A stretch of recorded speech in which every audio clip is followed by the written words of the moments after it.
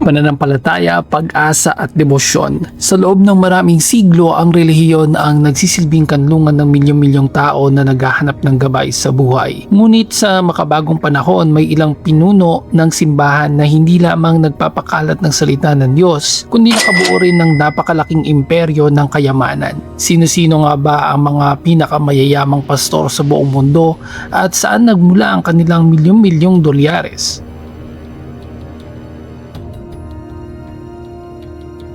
Bago natin kilalanin ng mga pastor na ito, mahalagang maunawaan ng konseptong itinuturo ng marami sa kanila ang tinatawag na prosperity gospel o teolohiya ng kasaganaan.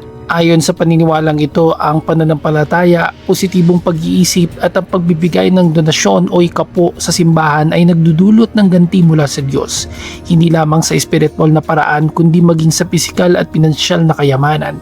At para sa ilang pastor, ang aral na ito ay nagbunga ng buhay na puno ng karangyaan.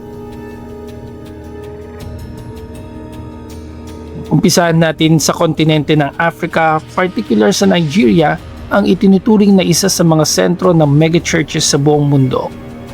Una sa listahan ay si Bishop David Oyedepo, ang tagapagtatag ng Winners Chapel.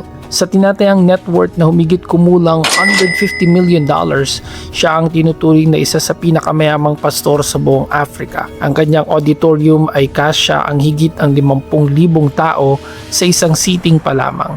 Nagmamay-ari siya ng mga private jets, malalaking ari-arian at sariling pampublikong universidad.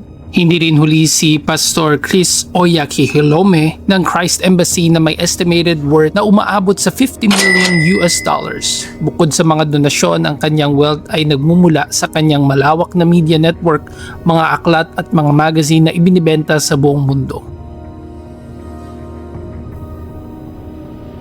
Mula sa Africa, tumawid tayo sa Estados Unidos, ang tahanan ng mga tinatawag na televangelists. Kilalang kilala si Joel Osteen, ang senior pastor ng Lakewood Church sa Houston, Texas. Bawat linggo milyon-milyon tao ang nakikinig sa kanyang positibong mensahe. Bagamat ipinagmamalaki niya na hindi siya kumukuha ng sweldo mula sa kanyang simbahan, ang kanyang estimated net worth na $50 million hanggang $100 million ay nagmula sa kanyang mga best-selling na libro at speaking engagements. Siya ay nakatira sa isang luxury mansion na nagkakahalaga ng higit $10 million.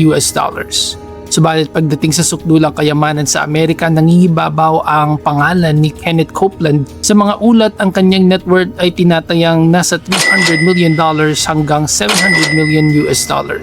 Siya ay nagmamay-ari ng sariling airport, ilang private jets at isang napakalaking estate sa Texas. Sa kabila ng mga kontrobersya ukol sa kanyang lifestyle, patuloy na sumusuporta ang kanyang libu-libong tagasunod.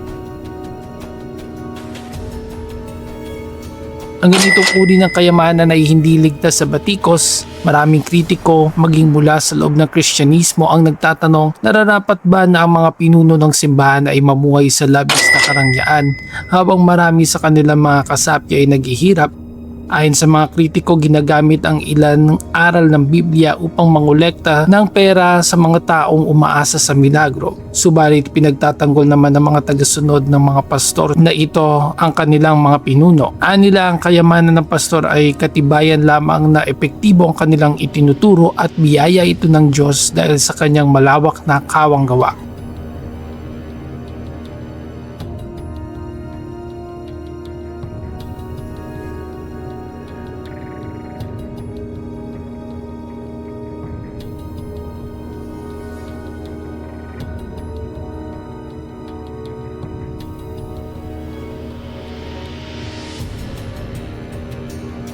Sa huli, ang usapin tungkol sa kayamanan ng mga pastor ay nananatiling isang maselang paksa.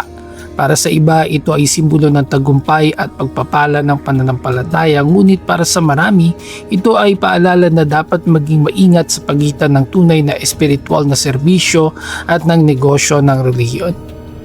Ikaw, anong pananaw mo rito? Sang-ayon ka ba sa tinuturo ng prosperity gospel? I-comment ang iyong opinion sa baba. Maraming salamat sa panonood at magkita-kita tayo sa susunod na video. If you've enjoyed this video, don't forget to subscribe and I'll catch you in the next one.